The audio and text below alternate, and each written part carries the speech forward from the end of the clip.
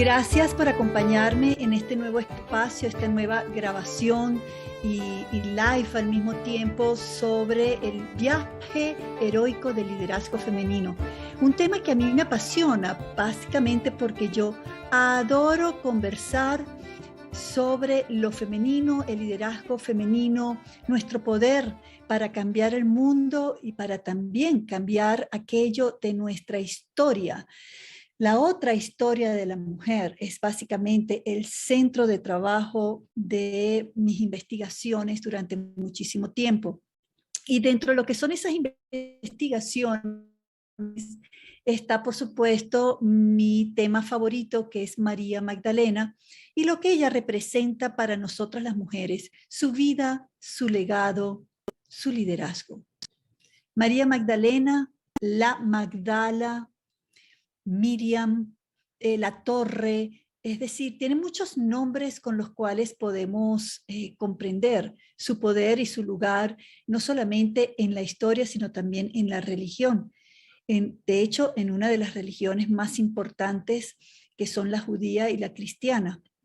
Así que hablar de ella para mí es un proceso de transformación dentro de mí misma y también en cada una de nosotras las mujeres. El tema de hoy son los evangelios perdidos, u ocultos, o prohibidos, o apócrifos. Evangelios que tienen una tendencia gnóstica, es decir, que busca que nosotras nos conectemos con nosotras mismas directamente y con Dios directamente, sin ningún elemento, persona o templo de por medio. Pero vamos a dar primero un contexto histórico sobre este maravilloso tema. Después de Cristo, María Magdalena huye de Jerusalén, de toda esa zona de antigua Judea, y en vez de ir a su tierra natal, que es Magdala, una población en las afueras de Jerusalén, ella decide migrar hacia donde hay una cultura y una, digamos que un permiso, un lugar donde los judíos viven en paz y viven de manera, digamos que protegida, a pesar de que estaban aún dentro del Imperio Romano.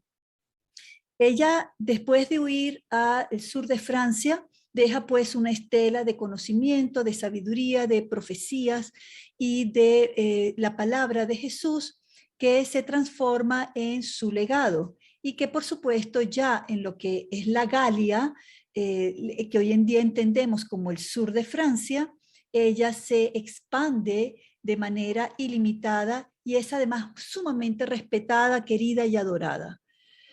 Luego de eso, en los siguientes 300 años, muchos templos, imágenes, arte, pintura, murales, esculturas, fueron diseñados para ella, iglesias que llevan su nombre y sobre todo se le empieza a reconocer como Notre Dame, Nuestra Señora.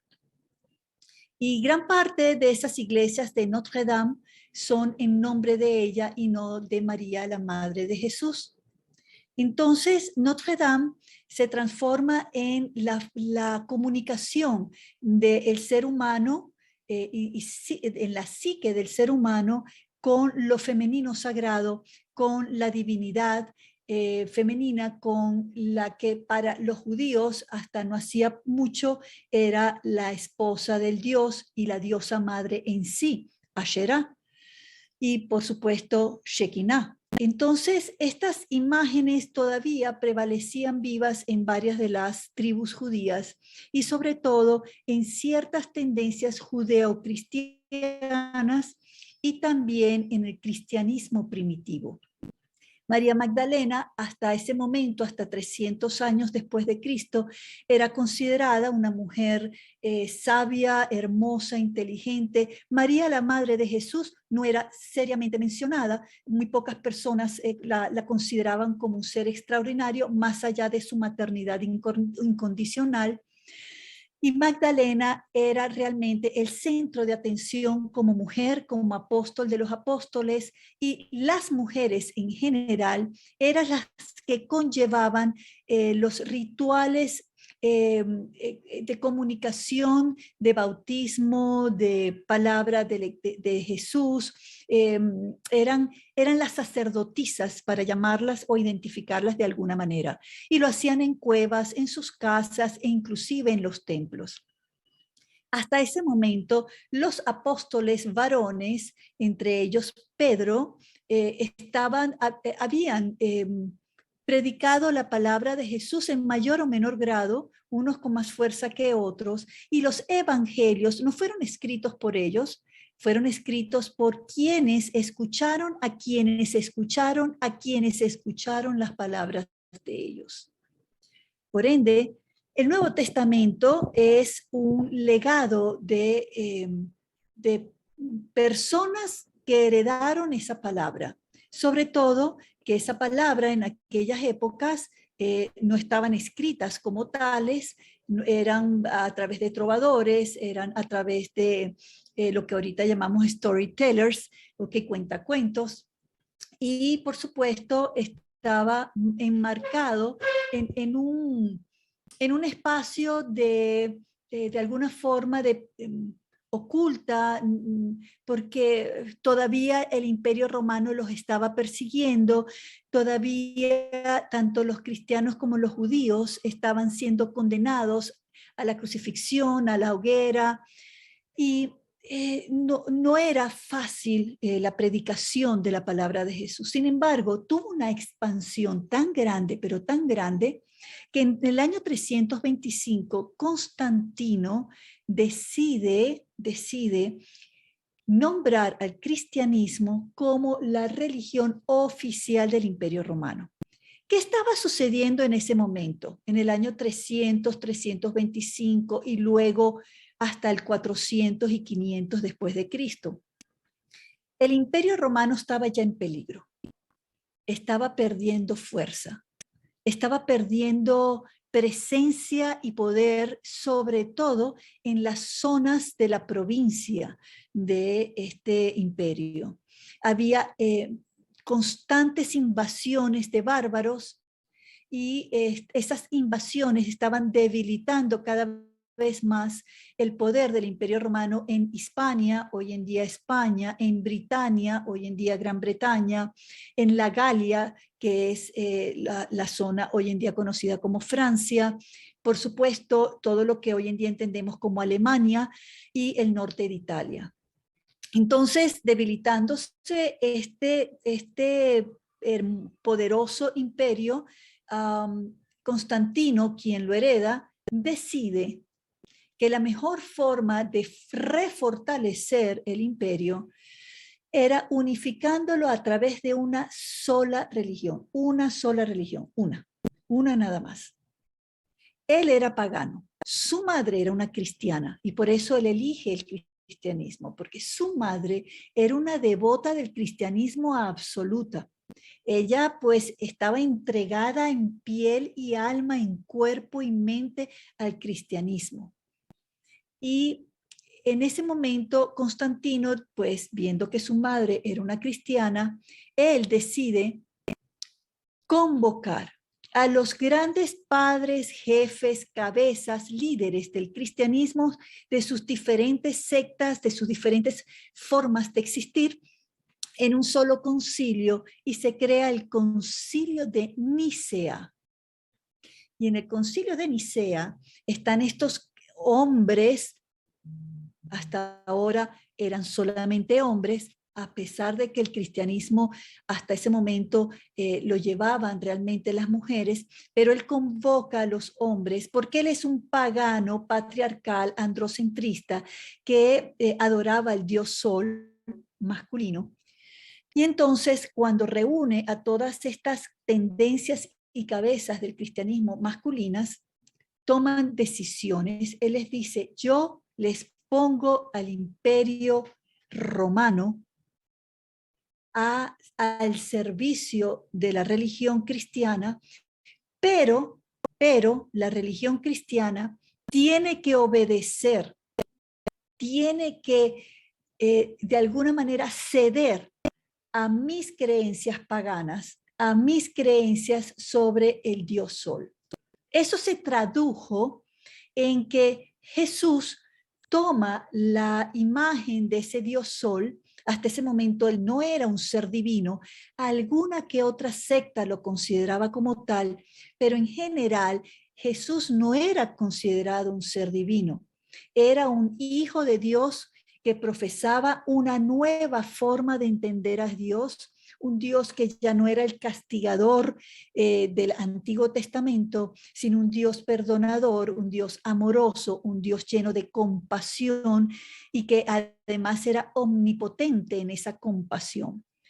Entonces, se decide unificar la imagen del Dios Sol y de Jesús y divinizar oficialmente a Jesús.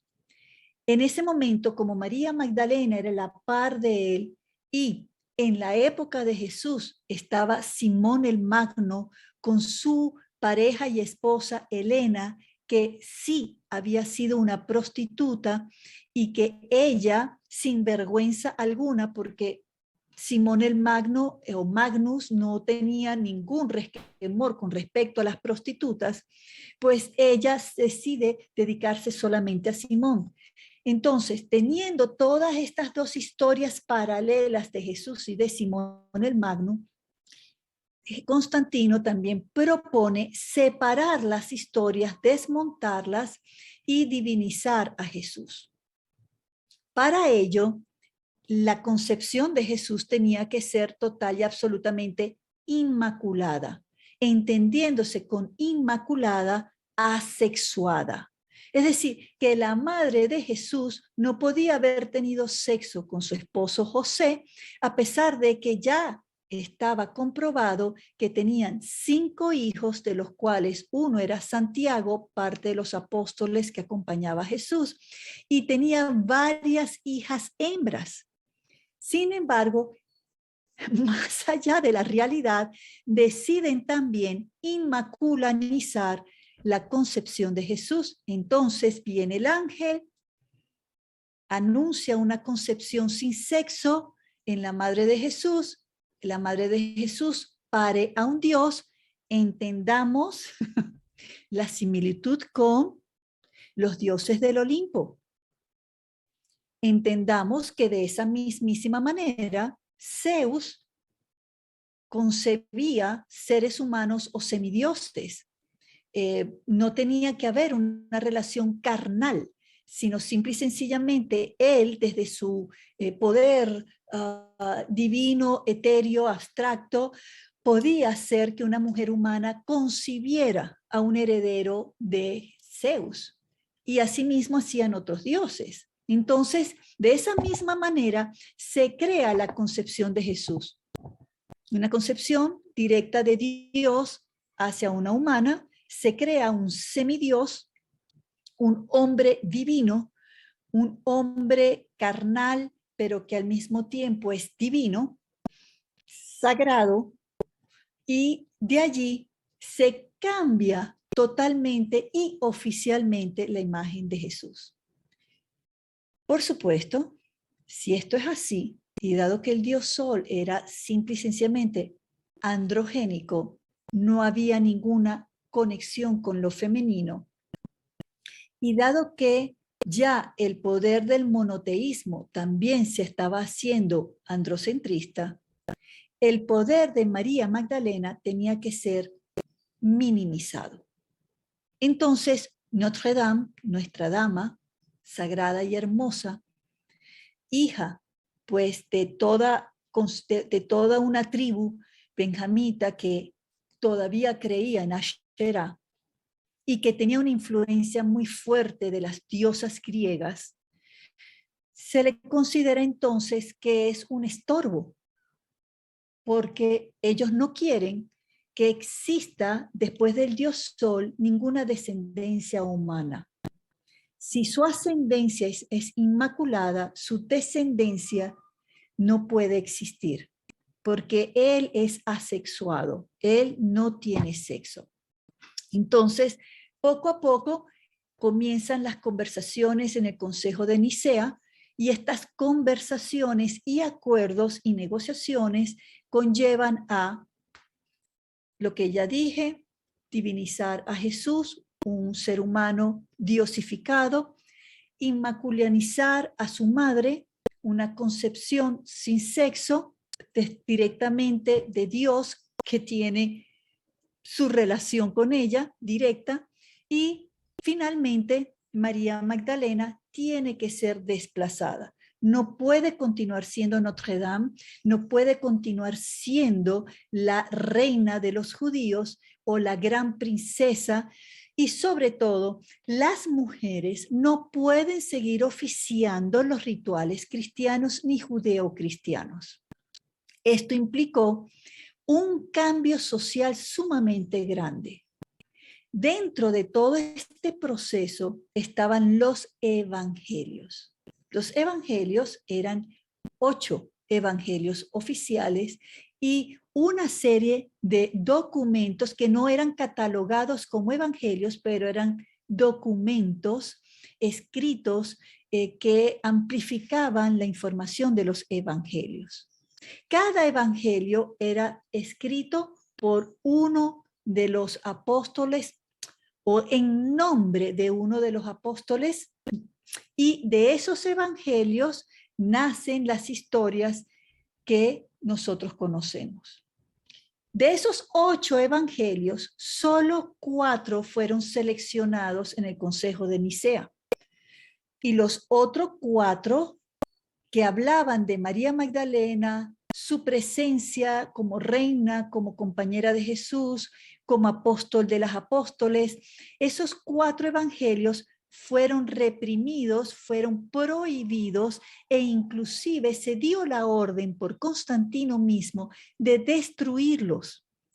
Entonces, todos los jefes o líderes de las diferentes sectas del cristianismo decidieron destruir los otros evangelios. Y entre ellos estaba el de Tomás, el de Felipe, el de María Magdalena y el de Judas. Y la historia que estos 4 evangelios cuentan es totalmente distinta a la historia que cuentan estos otros 4. Mateo, Juan, etc. Entonces, estos otros 4 evangelios además fueron intervenidos, así como el Antiguo Testamento a lo largo de los siglos antes de Jesús tuvo unas aproximadamente 3 intervenciones críticas, otras menores pero críticas, y la última de ellas fue la más grande de todas, hecha por Ezra, que fue un gran escribano y profeta hebreo. Entonces, de la misma manera, se generó una intervención en los 4 evangelios que fueron declarados como oficiales. Los otros 4 evangelios fueron destruidos a lo largo de los próximos años. Tomó varios años poder seguir el trote de dónde estaban esos evangelios. Fueron prohibidos oficialmente, es decir, que cualquier persona que los mencionara, no solo que los leyera, que los mencionara, serían sacrificados, crucificados, torturados, destruidos. Y comienza, así como con Ezra, cuando hizo el cambio en el Génesis y en las otras historias, libros del Antiguo Testamento, que comenzó con una persecución que era total, absolutamente masacradora, pues de la misma manera comienza a ejecutarse una persecución a los mismos cristianos y sobre todo mujeres que osasen sacar a flote cualquiera de estos 4 evangelios. Misteriosamente, algún grupo de monjes decide salvaguardar un ejemplar de cada uno de ellos, más otros documentos más. Suman aproximadamente los 4 evangelios más unos más de 70 documentos. Los envolvieron en cuero y amarrados bien, los ocultaron en vasijas, y esas vasijas las sellaron herméticamente. Y esas vasijas fueron ocultadas en una cueva en Nag Hammadi, en Egipto. Siglos después, en 1947-48, un pastor estaba con sus ovejas y parece ser que estas ovejas corrieron y se metieron en esta cueva. Y este pastor descubre estas vasijas y pensando que tenía un tesoro, las rompe y saca los documentos, los rollos de Nag Hammadi. Entonces, estos rollos no los entiende, obviamente están escritos en arameo, no los entiende, no comprende lo que dice allí. Sin embargo, regresa a la gran ciudad y anuncia a un coleccionista o un comerciante que había encontrado esto y que él se los quería vender. Y este hombre le compra estos pergaminos extraños y, no sabiendo qué era, va a diferentes museos en Egipto, los ofrece y en los museos le dicen que no les interesa y que ellos no van a pagar por esos pergaminos. Historiadores, teólogos comienzan a escuchar estas historias de que hay unos pergaminos ocultos y por supuesto estos arqueólogos, historiadores, teólogos comienzan a seguir los pasos de estos documentos que comienzan a viajar de un lado a otro y comienzan además a estar expuestos al medio ambiente luego de siglos de estar herméticamente resguardados y por supuesto comienzan a deshacerse, comienzan a sufrir el daño del calor, la humedad, el viento, la manipulación de estos documentos que los abren, que los cierran, que los suben, que los bajan. Y para cuando ya pueden estar en manos de estudiosos, estos documentos han sufrido muchísimo. A estos 4 evangelios se les llama apócrifos, ocultos, perdidos, prohibidos, evangelios gnósticos que hablan de, como ya les mencioné, otra historia, la otra historia de Jesús y de María Magdalena. Entre ellos está el evangelio de Judas, reforzado por el de Tomás, María Magdalena y Felipe. Se cuenta una historia sobre Judas muy distinta a la que cuentan los evangelios oficiales del Nuevo Testamento. Y esta otra historia dice que Judas obedece un mandato de Jesús cuando él lo entrega. Es decir, que Jesús llama a Judas y le dice que él quiere que Judas lo entregue tal día, a tal hora, a los perseguidores, soldados del gobernador y jefe que era Poncio Pilato. Y entonces Judas le dice que él no puede hacer eso, maestro, yo no puedo hacer eso, te van a matar y esa muerte va a caer en mí. Y él le dice, Jesús le dice, cumple con lo que yo te estoy pidiendo para que la profecía se haga verdad. Entonces Judas, obediente a su maestro, entrega a Jesús y luego no puede con lo que está sucediendo y se ahorca. Eso nos da un Judas no traidor, sino un Judas obediente, un Judas entregado tal cual como Abraham se entregó a la palabra de Dios cuando él le dijo, entrégame a tu hijo, sacrifícalo en mi nombre, que sea tu ofrenda. Y Abraham obedece absolutamente a Dios. Bueno, no lo mata finalmente, Dios lo exime de esta acción, pero en el caso de Judas, pues él igual se entrega y obedece el comando de su maestro Jesús. Por otro lado, estos evangelios, Judas, Tomás, Felipe, también se refieren a María Magdalena de una manera muy distinta, y de Jesús y de María Magdalena como una pareja. Ella como la preferida entre los apóstoles frente a Jesús. Él la besa, la abraza, la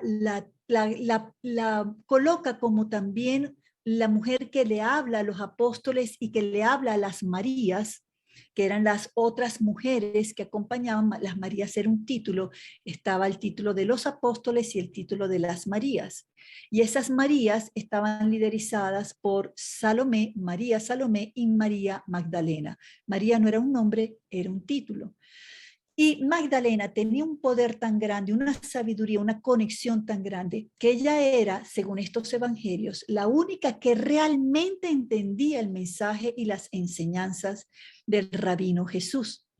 Rabino como rabino, estaba obligado a estar casado. Y Jesús, como rabino que era, y entrenado durante muchos años por las grandes escuelas rabínicas, él se casa y se dice que las bodas de Canaán son las bodas de Jesús y Magdalena. Entonces Jesús pues toma a esta mujer y se habla entonces del legado, de la herencia viva de ellos. Se habla de ella como el cáliz, ella como la contenedora de la sangre sagrada del rabino Jesús, de su descendencia. Ella se transforma en la vasija que contiene la sangre de Jesús, es decir, sus hijos. Entonces, estos evangelios son extraordinariamente reveladores. Por supuesto, las diferentes tendencias cristianas todavía los niegan, lo consideran un sacrilegio, y tienen razón, porque después de tantos siglos de, sobre todo, inquisición, es muy difícil cambiar la imagen y abrir la mente y el corazón hacia otra manera de entender el cristianismo. Y para los judeocristianos o los judíos mesiánicos también podría ser esto un shock. No lo sé, habría que averiguarlo. Pero para los judíos mesiánicos, es decir, los judíos que creen en Jesús como el Mesías, pero ellos no son cristianos, pues es un cambio de entendimiento de lo que es Jesús, aun cuando los judíos mesiánicos entienden a Jesús como un hombre y profeta, no como un Dios. Entonces, este descubrimiento de estos evangelios fue perseguido, fue atacado, bueno, se buscó por todos los medios que no saliera a la luz. Sin embargo, desde hace 20 años, y es que está Internet de por medio, y empieza una nueva era, un nuevo siglo, y las mujeres entramos en las profesiones claves como historia, teología, arqueología, antropología, y comenzamos a reinvestigar todo lo que se había considerado como fijo y a reencuadrar los descubrimientos. Dentro de todos esos reestudios estaba la Biblia y por ende también estos evangelios apócrifos. Ellas, las mujeres, generan un impacto muy interesante en todas estas tendencias académicas. Y finalmente, gracias al Internet y a la pérdida de fuerza que tiene la Iglesia Católica, comienza a liberarse estudios, libros que hablan al respecto. En base a estos libros está el Enigma Sagrado y están otros muchos más, como por ejemplo Cuando Dios tenía esposa, o este libro que es una maravilla que se llama The Lost Gospel, el Evangelio Perdido. ¿Okay? Entonces, este tipo de libros ha permitido que mujeres como yo, comunes, y muchas personas como ustedes tengan acceso a lo que se trató y se logró ocultar durante tantos siglos y que hoy en día está a flote, está a la mano. ¿Cómo afecta esto nuestro presente? Porque la historia cambia. Y si la historia cambia, nuestra herencia cambia y nuestro presente y futuro genera un vuelco muy grande. Implicaría Entonces, que no solamente María Magdalena, sino la mujer en sí, tiene un lugar santo y sagrado en las religiones monoteístas.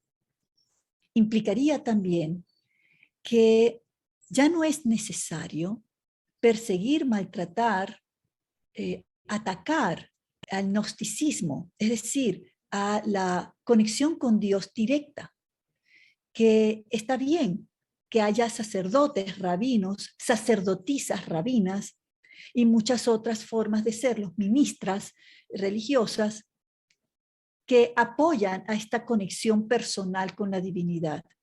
Pero ellos dejan de ser el elemento clave y a quien hay que pedirle permiso, quien tiene la última palabra en nuestra, digamos, proceso de expiación de pecados o de primera comunión o de bautismo, y que además el sexo deja de ser algo negativo. Entonces, todas esas enseñanzas donde la sexualidad es mala, donde es representada por una culebra pisada por un pie santo que es el de la Madre de Jesús, o que somos expulsadas del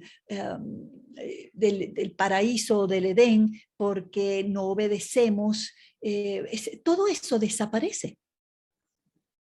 Todo eso desaparece.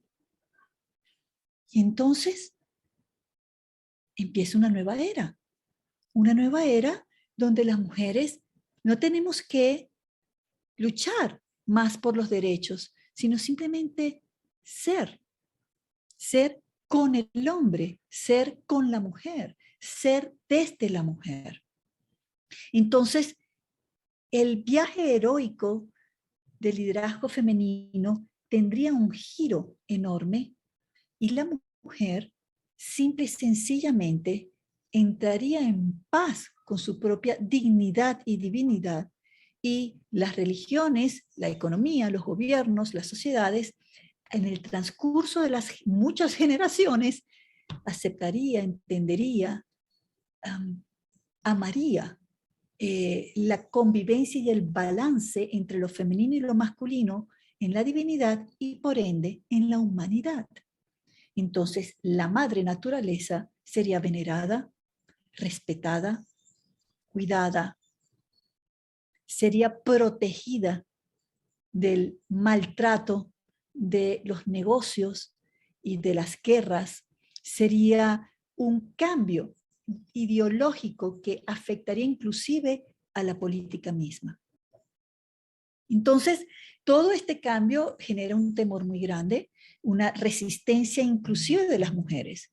Yo he escuchado mujeres referirse a lo que yo estoy hablando de boca mía y de las bocas de muchas otras personas como un insulto, un sacrilegio, una blasfemia hacia lo que es la fe sagrada, en vez de la mujer sentirse liberada, reconocida y decir, yo también tengo mi espacio sagrado en toda esta historia y esta fe que yo tengo. Entonces, los evangelios apócrifos es muy importante que los conozcamos. Hay muchos libros, pero entre ellos está este maravilloso de Simcha Jacobici. Y Simcha Jacobici junto con Barry Wilson escriben o decodifican el antiguo texto de los evangelios, pero específicamente el de María Magdalena y la parte de los evangelios de Felipe y Tomás que hablan del matrimonio de Jesús y de María Magdalena y de la relación que había entre ellos, pero también de la herencia que tiene esta maravillosa imagen de la divinidad sagrada femenina, Asharé, y antes que ella, simplemente la diosa madre. Antes que el Dios Padre, se comprueba que estaba la diosa madre en muchas, muchas civilizaciones, entre ellas la europea central. Entonces, reconciliarnos con esa historia de los evangelios, de la religión, de la sociedad, es reconciliarnos con nosotras mismas. Y quizás, quién sabe, si lograría que los movimientos feministas radicales, que de muchas maneras están logrando abusar de los derechos y de las nuevas leyes y maltratar no solamente a mujeres, sino a hombres que quieren vivirlo de manera distinta, sin radicalidad, entonces quizás estos movimientos encontrarían paz, encontrarían su conexión con el perdón, con la compasión, con el verdadero respeto y el verdadero significado del balance. Entonces, mujer-hombre, lo que tiene que ver con la unión interna y externa, por fin se lograría. Esa es mi hipótesis, pero que se cumpla. No solamente la tengo yo, la tenemos muchas mujeres en el mundo y hombres también. Así que bueno, eso es de manera muy resumida parte de lo que quería compartirles sobre los evangelios apócrifos o los evangelios perdidos. Ese sector de la Biblia que nunca se ha publicado. Sí quiero hacerles saber que parte del Evangelio de Felipe y de María Magdalena se encuentran en museos en Jerusalén. Otras partes están en propiedad de manos privadas, lastimosamente. Les cuento que Hitler hizo mucha investigación para obtener no solamente el legado de Jesús y de María Magdalena, sino de los templarios, y parte del tesoro de los templarios tiene que ver con toda esta historia. Entonces, bueno, todavía hay mucho por descubrir y hallar, y esperemos que las personas que lo tengan en sus, digamos, propiedades ocultas y privadas, algún día entiendan su responsabilidad de liberar toda esta historia. Finalmente, vean la película ya muy conocida y de hace muchos años, El Código Da Vinci de Dan Brown, y de ahí pues mójense un poco de esta historia, porque quién sabe, quizás Dan Brown tiene razón. Yo creo que sí, yo sé que sí. Bueno, hasta aquí, gracias hoy.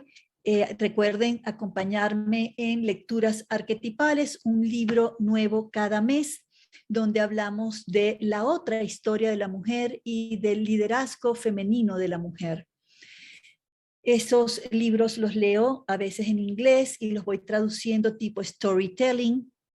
Y también a veces están en español y entonces los voy leyendo y resumiendo de manera bien interesante, acompañándolos de reflexiones y de las prácticas y meditaciones de Gillana Prado, que logra que integremos de mejor manera una información que a veces nos mueve hasta lo más profundo de nuestros huesos y cada rincón de nuestro ser. Porque aceptar la otra historia de la mujer no es tan fácil. Pero esa historia que no nos han contado o nos han contado de manera tergiversada, es importante que la asimilemos. Y también otra manera de asimilarla es viajando conmigo a las diferentes rutas que recorren la otra historia de la mujer, en este caso, la otra historia de María Magdalena. Así que síganme en mis redes, síganme, presten atención a lo que estamos logrando muchas mujeres para transformar nuestra presencia en el mundo con mucha paz y amor, con compasión, con mucha fuerza al mismo tiempo, ser unas mujeres que tenemos no solamente a la mujer medicina, sino también a la mujer salvaje, a la bruja, a esa mujer que también es guerrera, visionaria y que también es la gran sanadora junto con el hombre. Gracias por acompañarme.